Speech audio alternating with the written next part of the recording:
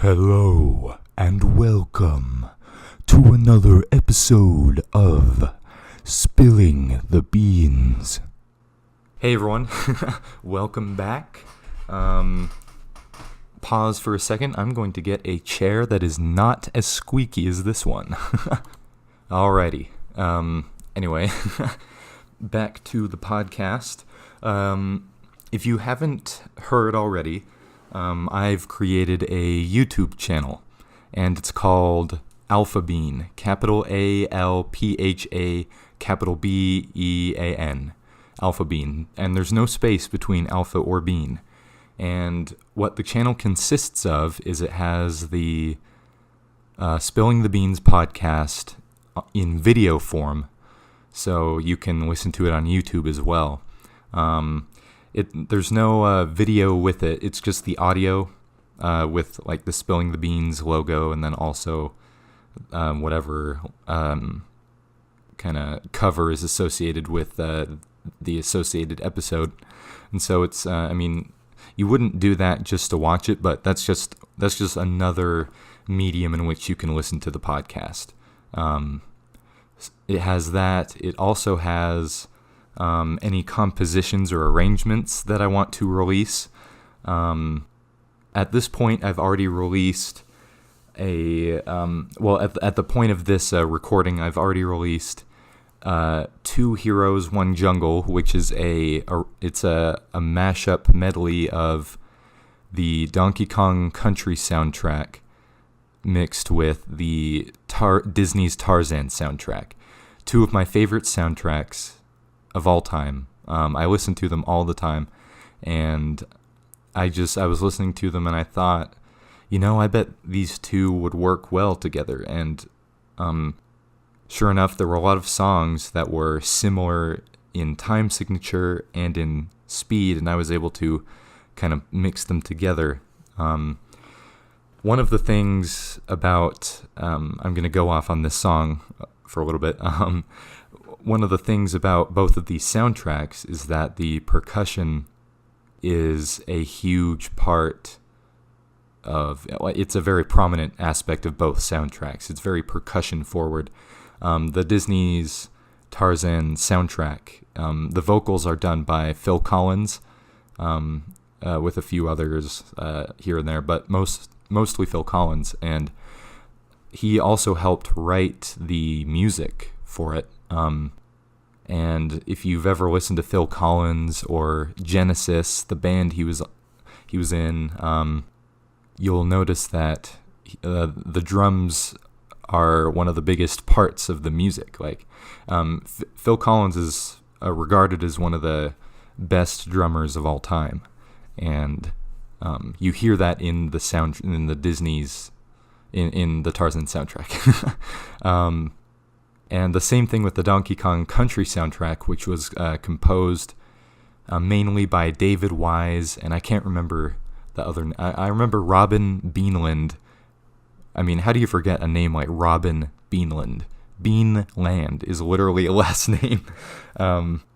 Anyway, and it's also a very percussion-forward soundtrack. And David Wise, he isn't the most well-known composer, but he's kind of gathered this cult following due to his work with Donkey Kong Country. And I know he's done a few other things. I can't remember exactly what, but he's most well-known for the Donkey Kong Country soundtrack. Anywho, that song is out, and I'm planning on releasing another song here in the future. If you listen to the podcast, I'll tell you what it is. The song is titled Making the Most of It. And there's not too much backstory with this song other than I was kind of just messing around with the music software I've been using lately. And I just kind of conjured up a series of melodies and tunes, and I was able to just put it all together, and kind of the sound of it, it ended up being this. Okay, so the song is basically, it goes like this. There's kind of this electric organ at the beginning, and it's playing these chords. It goes from a minor chord to the major chord before it, and it's kind of this mysterious, you don't really know what's happening, and then this bass comes in, you're like, ooh, okay, this sounds kind of dire and intense, and then it winds down, and then it gets to this part where it's just the simple, happy bass line now, and then this other melody is coming in, and it's all happy now, and then it starts growing and building, and it's nice and happy and stuff, and then that first part that we heard comes back and blends with it, and then there's kind of this solo part with this instrument. I don't even remember what it is, but I thought I would use it, and I mean, and that's about it. I guess I thought making the most of it would be a good title for some song that I would release, and I thought that I would fit with this one. Really, I was just playing around with the software, and I came up with the tune, and I thought it was catchy, and I was like, all right, I guess I'll release it. So, yeah, so, and I will announce the song on YouTube when I post it, but if you listen to if this episode comes out before then hey, there you go. You get you get to be notified first of it. So anyway, and then the last thing that I'll put on the AlphaBean YouTube channel is, oh, by the way, it's called AlphaBean because that's my unofficial stage name that I've chosen for myself. So if the music that I publish ever gets a considerable audience, that is the title that I will go by, AlphaBean. Anyway, so on the channel I have the Spilling the Beans podcast, any music that I want to publish, and also these gaming videos that those will probably be the most videos that I post on there, just because it doesn't take as much time to do a gaming video than it does to do a podcast episode, or especially a music clip, like anything I compose or arrange. Just because with at least for me, when I'm arranging or composing something, it usually takes me at least 10 hours just to figure out, like, I don't know, a 4-minute song. Like doing the Donkey Kong Country and Tarzan mashup medley, that took probably about 4 hours total, just because I was trying to get the notes just right, the percussion, and I was trying to mix the songs together. And so basically, music and stuff takes longer. And so that'll be, and I mean, if you look at artists nowadays, probably 1.5 to 2.5 years is kind of the range in which that's the amount of time between albums. And so, I mean, I'm not working on any albums or anything yet, so music takes longer, and then the podcast, I don't know, depending on how long it is, and then I have to have it edited, and so, but the gaming videos, it's easy. I play the game, and then I just edit out little parts that are boring, or, where nothing's happening, or I'm adding in sound effects, and it's relatively simple. And I've taken into an interest in kind of video and audio editing. I was already kind of interested in it with the podcast, but I got bored editing just the podcast, because it's just me hearing myself, and I was like, okay, this is so boring. And so I'm grateful that I have my sister Megan who's willing to do it. But with the gaming videos, it's I don't know, I find it entertaining because I'm talking about something that I'm interested in. I'm talking about video games, and I'm watching the game, and I'm putting in funny sound effects at the appropriate time, and it's a lot more like I feel like I'm more engaged when it comes to that sort of editing, and it's really interested me. And so at this point, at the recording, I've released several gaming videos. And if you don't know what I mean by gaming videos, I mean it's me playing a video game, and there's not live, but like a video of me playing the game in the bottom right corner, and me pretty much commenting on it, talking about it, reacting to it. Right now I've just played games that I'm familiar with, so none of the reactions are like, whoa, this game is amazing, I'd never expected this. Like, it's mostly just like, hey, I've had these experiences with this game, and like, I'm just talking about the game. And those sorts of videos don't appeal to everyone, I realize, just because, it's like they're probably not as interested in video games as I am. But I mean, the most famous YouTuber at this point, who has, I think, nearly 95 million subscribers on YouTube, which is the most by far. He does that for his YouTube channel, is he plays games and he reacts to them. At least, I mean, I know that's what he's known for, and I know he does other things here and there, like Try Not to Laugh challenges, and other videos, probably collaborations with other YouTubers. And so, I mean, there's a pretty big market for that sort of thing. And I'm not saying this because I'm expecting to be the next PewDiePie or Markiplier or Jacksepticeye or whoever's big in gaming now. Markiplier is probably my personal favorite, although he does have a lot of language, so you gotta be careful about that. But anyway, I thought making the channel would be a good way for me to practice audio and video editing skills, and it'd be fun, and who knows, maybe down the road I could potentially monetize my videos and make a little bit of money. And it above all, it's just been a lot of fun, and it's been a project I've really been enjoying investing my time in. And so I was at times I'll be recording or something, and I'll think like, man, no one's gonna think this is funny, or no one will be interested in this, and all these kind of self-doubt, self-deprecating thoughts.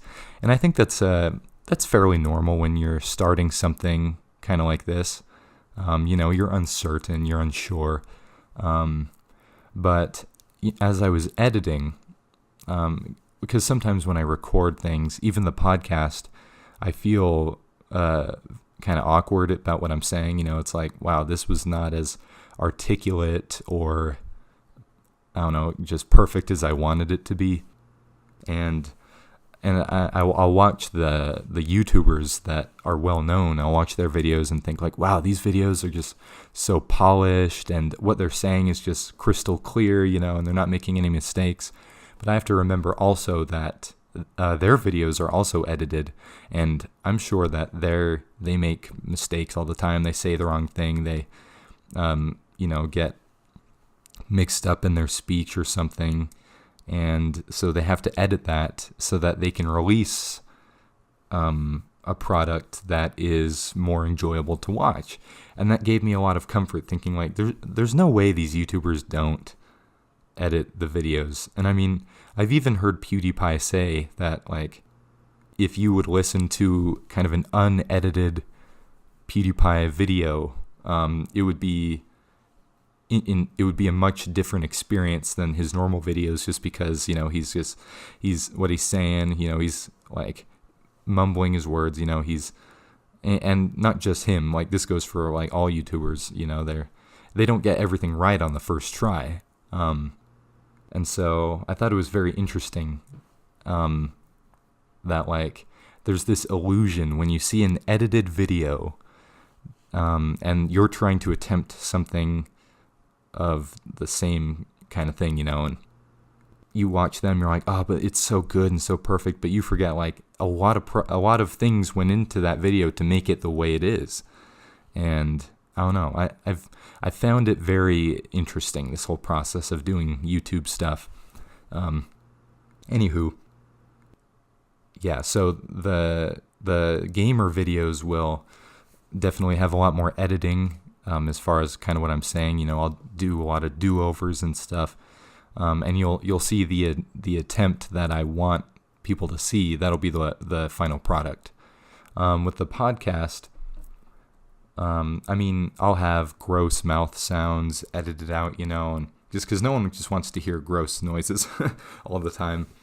And so I'll have that edited out for sure. But the podcast, I feel like, will be a more raw experience as far as me talking, because for the most part, I don't have the things I say edited out.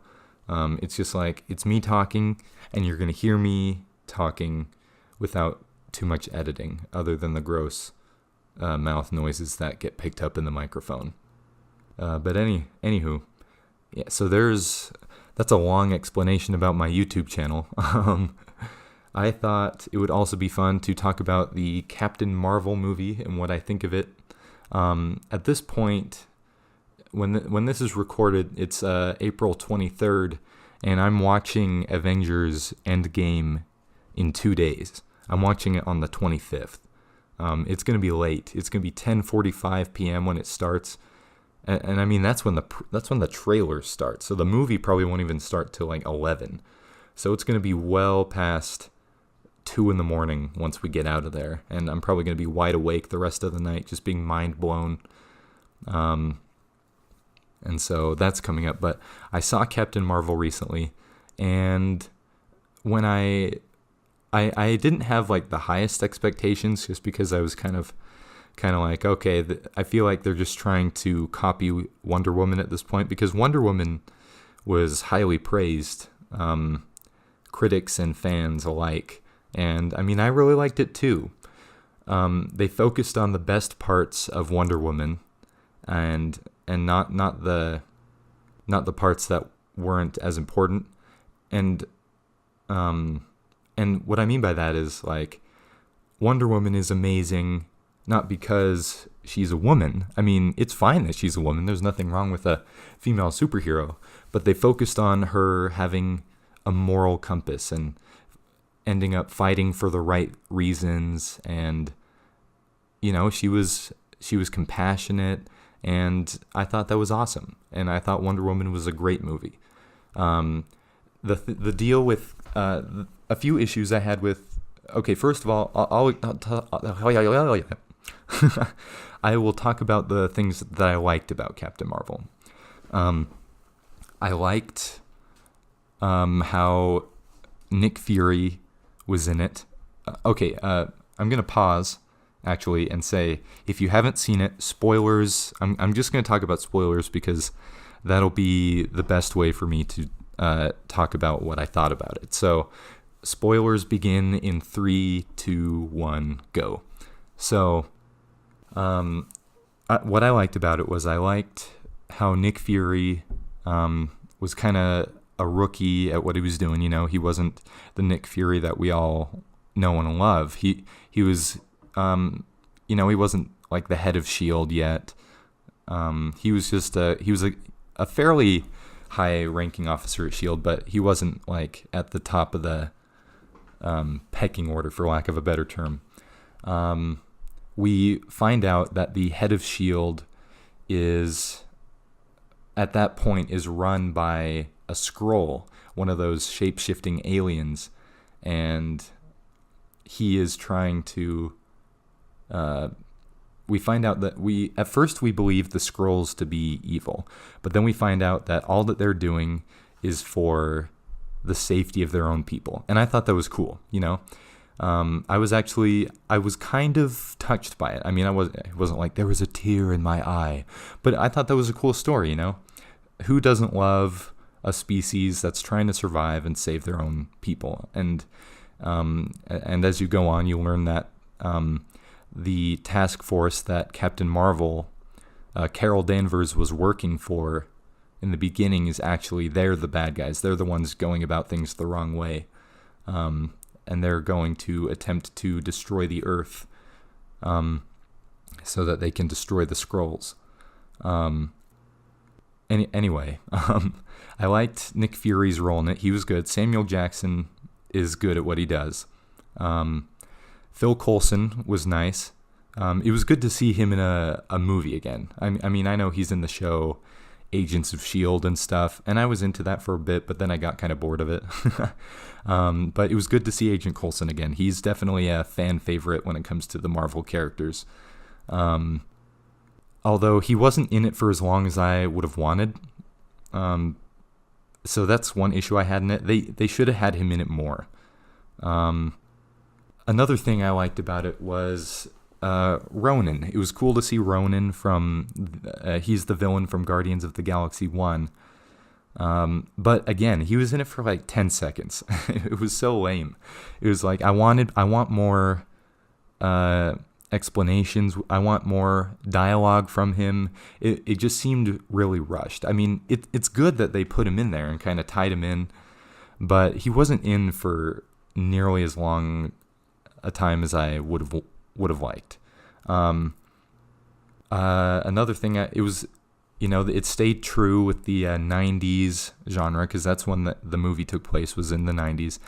I think 95. I can't remember exactly. But it took place in the 90s, and they stayed true to that time period. Trying to think what else. It was cool to see the Tesseract in that movie, which definitely ties it into the other Marvel movies. If there's an Infinity Stone involved, it's definitely related. And I think that those are the things I liked about it. Now, the things I didn't like about it, which are a lot. I didn't like Captain Marvel's attitude the whole time, and I didn't like the attitude of the movie that, she was... I mean, it was so cheesy how they depicted, she can't do it because she's a woman, and I'm not saying that people didn't think those things, and it is true that, kind of females joining the Air Force at that time was kind of a strange thing, and it was a new thing. And I mean, I'm not going to get into that I'm not going to get too deep into what I think about that.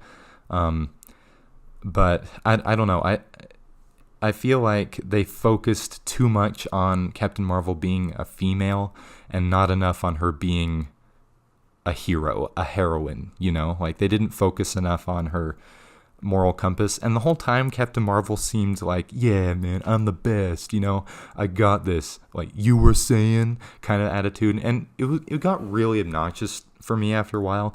And I mean, I'm not saying Wonder Woman doesn't have those moments. She definitely has these moments you were saying, kind of to tease, but I felt like it was just overbearing with Captain Marvel. It was super annoying. Because they were trying too hard. They were trying to be a Wonder Woman when they should have tried to be a Captain Marvel, And I felt like with that being the case with Captain Marvel, it just felt like a very rushed movie, and it's just let's see if we can squeeze Captain Marvel in at the last second. It's okay, come on. I mean, I'm sure that the Russo brothers will do a good job integrating Captain Marvel in Endgame, because all of their movies have been great so far. The Russo brothers have done a fantastic job with Winter Soldier, Civil War, and Infinity War. Those are three of my favorites. Those three are probably my top 5 favorite Marvel movies. I can't remember what I said in my Marvel episode last season, but anyway... so I'm not too worried about how she'll be in Endgame. And I mean, I'm sure she'll have her moments. It's yeah, man, I'm so cool. And I mean, not that, not that blatantly cocky, but, kind of that yeah, you know what I'm talking about. So I'm sure it'll be in Endgame to some degree, but there will be so many other characters that it will be focusing on, particularly the original 6 Avengers, just because they're some of the only ones that survived. And then you got Rocket and Nebula and War Machine, and Hawkeye. I mean, Hawkeye's one of the main six, but that would be good to see Hawkeye again. Quick tangent about Hawkeye. In the first Avengers, people were like, man, he just has like a bow and arrow. Like, okay, that's fine, I guess. He's kind of weak, though. And then in Age of Ultron, they're like, okay, he has a family, whatever. And then in Infinity War, in Infinity War, he's not there, and everyone's like, where's Hawkeye? It's like, okay, so now you're wondering where Hawkeye is. But anyway, so I didn't like Captain Marvel's attitude. It was just like, come on, like, are you really? I mean, it's not that she was selfish, but it was like, you're too arrogant for your own good. Like she was Tony Stark pre-Cave, and Tony Stark changed, and I mean, he was still himself over the course of many years of movies and stuff, but he's become like this mentor to Spider-Man. It's like a father-son type thing, and it's really cool. And I mean, I'm not giving up on Captain Marvel yet, but it was quite annoying though. It's just like, you have no reason to like be super prideful and stuff. I don't know. That's not what I like about superheroes. Like, the thing that made Captain America my favorite Marvel superhero is his moral compass and his humility. He wanted to join the army because he saw his brothers and sisters dying out in the war, and he didn't want to be restricted to helping that cause of freedom just because he had some health issues. And he was small in stature, and he wasn't the most physically able person, but he wanted to help a lot. He didn't care if he died. He wanted to. He said that I'm probably gonna butcher this, but he said something to the effect of, "There are men laying down their lives, and I've got no right to do any less than them." And that's cool. And so he gets chosen by the scientists to get the serum that makes him strong. And so now he's got these superpowers, but he didn't let that go to his head ever. He was still Steve Rogers even after he got those superhuman abilities. And he's always been humble. He said, like, he didn't want to kill Nazis. He just doesn't like bullies. And so if that's what it comes down to, he will fight for what needs to be fought for. And he's always believed in doing the right thing. He's never been like, come on, man, come on. I mean, he got kind of ticked at Tony Stark in the first Avengers movie. He's like, look, put on the suit and we'll see kind of who's in charge here. But that was in his early stages, and he quickly overcame that.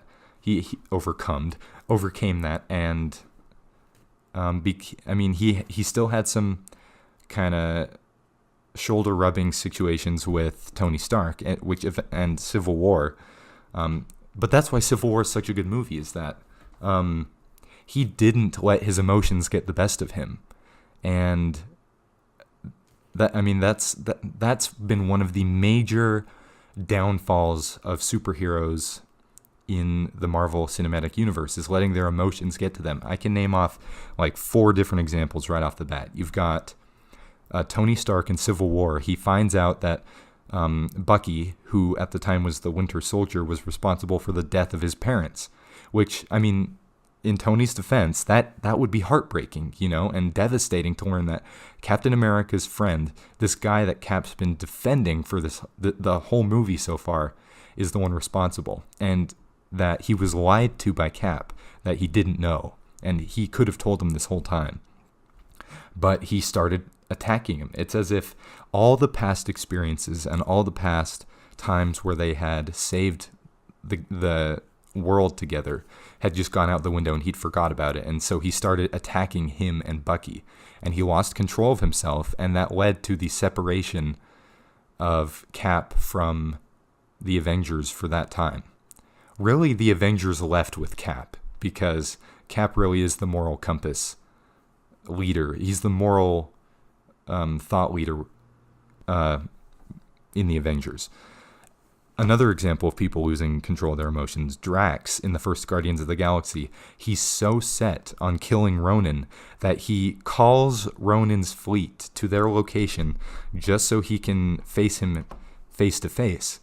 Face him face to face. So he can fight him face to face. And because of that, they lose possession of the Power Stone, and it falls into Ronan's hands, which is not a good thing at all. What's that planet? Xandar.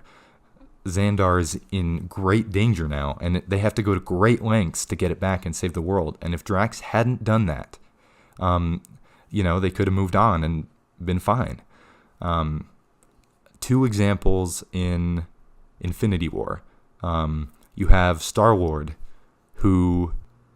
another one is Drax. He gives away Gamora and Star-Lord Mantis' position because Drax is so set on killing Thanos. Star-Lord, near the end, he loses control of his emotions for the hearing about Gamora's death, and just freaks out, hits Thanos, and because of that, Mantis loses control of emotionally capturing him, and then Thanos escapes that whole thing and starts fighting them again, and they lose control. And it's a really sad moment. I feel like there was one other moment in Infinity War. What was it? Oh, I remember. It's at the end when Thor is fighting Thanos. He's so set on killing Thanos, and he's not focused enough on the reason that he's killing Thanos, just on the fact that he hates him for killing Loki and half of his people on that ship, for killing Heimdall, and for all the other various horrible things he's done. He is just so focused on that so I've argued that the reason that Thor aimed for his chest is because it was a lot closer to the blast from the Infinity Gauntlet that Thanos was firing at Thor. But even after that, he could have taken out his axe and then gone, bam, right to the head, killed him. But Thanos was alive for that duration. And because Thor wanted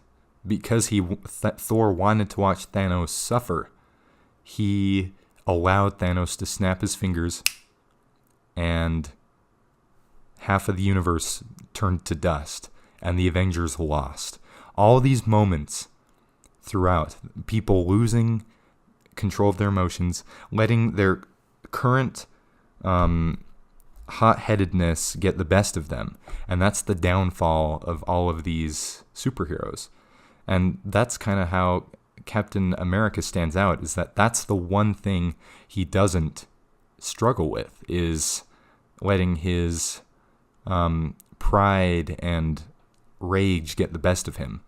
And I mean, even in his fight against Tony Stark, Tony was going for the kill. He's using missiles. He's almost crushing them with various objects and things like, like that part where Bucky almost gets crushed by the big metal door. But anyway, like he's going to try and kill him.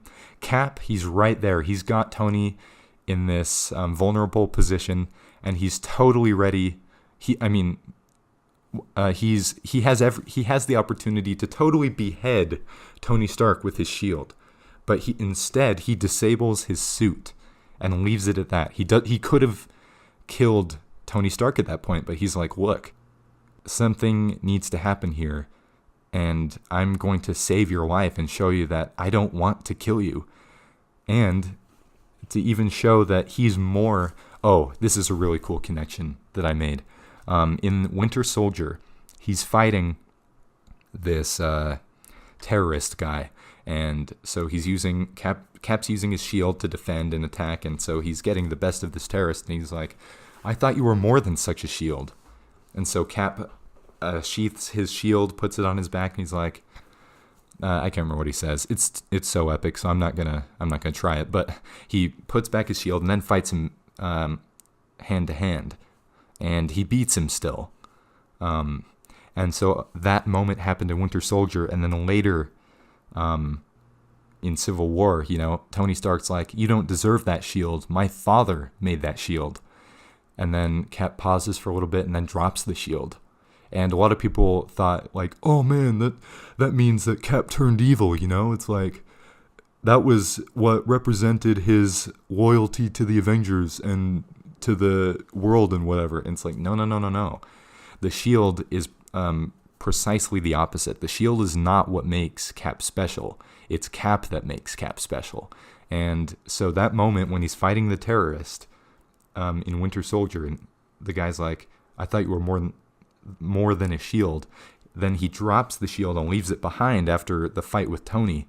That shows that, like, hey, maybe I'm not wrong about this whole Sokovia Accords thing. Maybe I've just been doing what's right, and you need to take a look in the mirror, And I thought that was really cool, kind of how that all tied together. Wow, I ended up talking about Captain Marvel more than I anticipated. Basically, why I went off on that tangent about the heroes losing their minds, basically, is that that's something I noticed with Captain Marvel, is that, it's like she's in over her head. I mean, she's powerful. I mean, I think that Thor's still more powerful than Captain Marvel at this point. I mean, Thor, he's got Stormbreaker, which he has the ability to summon the Bifrost. And if you remember, the Bifrost almost destroyed all of Jotunheim in the first Thor movie. That's an entire planet. And he was already the god of thunder, so he's already got lightning capabilities. And so, I mean, he's really powerful. The son of Odin, he's got a lot of things going for him. Captain Marvel, her powers are from an explosion from the Tesseract. And I understand that, like, it's the Tesseract. It's the Tesseract, which is an Infinity Stone. And so you're going to be really powerful if you get your abilities from that. But I mean, you've got Quicksilver, who got his abilities from the Mind Stone, and also Scarlet Witch, who I would argue is maybe more powerful than Captain Marvel. I don't know. I mean, Captain Marvel can blow things up. Cool. She can fly, I guess. So can Scarlet Witch. But she can, like, control your mind. That's, like, really powerful. And if you saw her in Infinity War, like, goodness sakes, she just brushes all those tanks aside. It's like, I mean, Okoye, she's got a point when she says, like, why was she up there this whole time? But people are talking about, like, she's the hero that they needed, And it's like, in the trailer, it was so cheesy. Like, find out what makes her, and then the letters pop up, a hero. It's like, okay. It's like Wonder Woman hardly ever focused on, her being a woman. I mean, that was a theme throughout the movie for sure, but in the advertising, it wasn't like, check out Wonder Female, Wonder Girl, Wonder Woman, I don't know. I'm just bothered. And again, there's nothing wrong with having a female superhero. I just want a superhero that is morally straight. And that's why I love Captain America. And that's why I love Superman. And so, I don't know. It's just like, she's so powerful. It's like, that's not what makes her cool. The reason I like Thor as much as I do is because, he can be prideful at times and, all that. But when it comes down to it, he knows what's right and he wants to do what's right. And I know that Captain Marvel, I'm not suggesting that Captain Marvel wants to do the wrong thing, but I feel like she's doing the right thing the wrong way. She has every opportunity to be a moral leader, and Wonder Woman did a great job of that. She was, she had a good moral compass, and it was awesome. And she attributed those things to the right people. She was like, I learned a lot of what I am today I learned it from Steve Trevor. Like, she was humble. She referenced her sources of inspiration, and I mean, Captain Marvel, it's like, I don't know. What I'm hoping they'll do in Endgame is give Captain Marvel a better understanding of really what she's dealing with. Because in the trailer, she said things like, well, you didn't have me, which I can see that as kind of a joke thing, but it's like, I honestly can't tell if you're serious or not. I mean, it's true. It'll be good to have Captain Marvel on their team. But I feel like it would be good if she was humbled a little bit in Endgame, seeing that like she's not the only one with abilities and that she has a lot to learn from these other superheroes. And I'm sure that the other superheroes have things to learn from Carol Danvers' experience. Anyway, took a long time to talk about that. Anyway, another thing I didn't, let's see, what else didn't I like about the movie? I can't remember. There was one thing, though, that because of this scene, I don't think I'm ever going to watch Captain Marvel again because I'm so ticked, and I refuse to accept it as canon. And I think I've talked about this before, that just because something's canon, it's like, don't let that control your life. It's like official canon. It's like, it's a made up story. I mean, if it was history, whatever, like history literally is canon because you can't change it, and it actually happened, like real life, like World War II, it happened, like a man landed on the moon. I mean, there are some people that would argue that the moon landing was a hoax, but come on, people. It wasn't. We actually did that. And by we, I mean America. I didn't actually go on the moon. Anyway. But when it comes to like a story, you don't have to accept it as canon. For yourself, anyway. Let me put it this way. Just because something's canon, you don't have to... You can have the story be different in your own mind. And I think I might have touched on this when I was talking about The Last Jedi.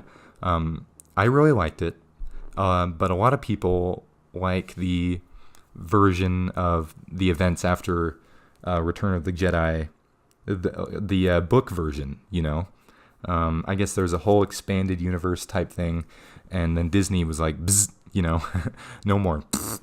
And which is fine. I mean, my argument for their decision to do that is that, with Harry Potter, it was a book first, and then they made movies. With Star Wars, it was a movie first. So they're making more movies. It's like, that's a totally reasonable thing to do, in my opinion. But there were a lot of people that enjoyed the other, what used to be canon. And that's fine if they like it. If they like that version more, they can have that be their own personal canon, I guess, since all of this isn't real anyway. Anyway, back to what I was saying about Captain Marvel. My least favorite scene in Captain Marvel is how Nick Fury loses his eye, because he makes it, they make it seem so epic throughout the movies, In Winter Soldier, Nick Fury's like, the last time I trusted somebody, I lost an eye. And when I was going into the movie, I was thinking like, oh, okay, so maybe a Skrull will jab his eye out with a Skrull weapon or something because he's disguised as Phil Coulson or something. But it's the stupid Flerken. The character Goose in the movie, the cat, you learn is actually a Flerken, which is like a super powerful being that can have all these tentacles come out of its mouth, and like it can hold the Tesseract inside of it. And I don't know how that whole... basically, the cat's stomach is like Mary Poppins' handbag, where she just has all this stuff in it, and it doesn't even make any sense how it fits into it. But anyway, the Flerken is in cat form, and Fury's petting it, being all cutesy with it. Cat claws out his eye, and he loses his eye that way. I am so furious that that's how they did that. It is so stupid. It's like, and people are like, well, but it was a Flerken, man. It's like a crazy intergalactic being. It's like, it was in cat form. Are you kidding me? Like, that is, I'll tell you what that is. That's a lazy writing. It's the most anticlimactic and disappointing moment ever. Like, I've never been so frustrated with a movie in my entire life. I saw the trailer for Suicide Squad, and I was like, hey, this movie looks kind of cool, and I saw it. I didn't like it at all. I really hated Suicide Squad, but I'm so upset about Captain Marvel's eye. It's like, I'm not going to buy this movie and watch it again to be like legitimately enraged by this scene. And I'm so upset about it. Another thing I liked, I liked Ben Mendelsohn's role as kind of the Skrull chieftain. I thought he did a good job. I don't know why I'm probably just trying to focus on other things. But yeah, I'm so upset that that's how they decided to make Nick Fury lose his eye. I'm not accepting that as canon. I think it is the stupidest decision ever. I don't know how it got past the drawing board, why they put it in the movie. I thought it was so stupid. And I legitimately hate that movie because of that thing. There were things I liked about it. There were good things about the movie. Oh, here's another thing I didn't like. It's like, it's the first Marvel movie to have a female composer for the soundtrack. And it's like, that's a cool fact, but that wouldn't make the movie any better. I mean, I want a good sound. You want a good soundtrack. It doesn't matter who composes it, what gender, it just needs to be good. And I realize that, most of the well-known composers are probably male. You got like Hans Zimmer, John Williams, Michael Giacchino, John Powell, those are some of the more well-known ones in today's films.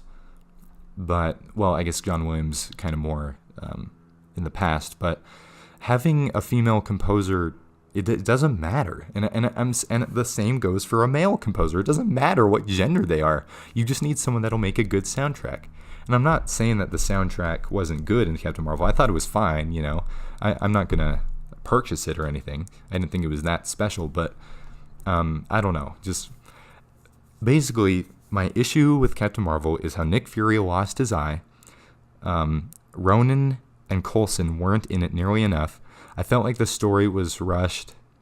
It was a cool story. I liked the whole concept of the Skrulls and kind of the Tesseract and things, but it felt rushed to me. And also, like, the Supreme Intelligence, is that what it's called?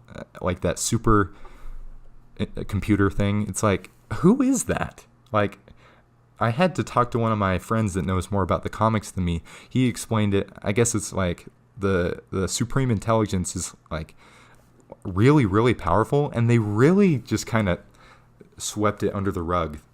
They're just like, oh, yep, here's this person. We're done. It's like, okay. Like, it didn't seem like that much of a threat. And I'm so confused. Was that lady that Carol Danvers knew, was she like the Supreme Intelligence? Like, I don't know. I didn't think it was a good movie, really, when it comes down to it.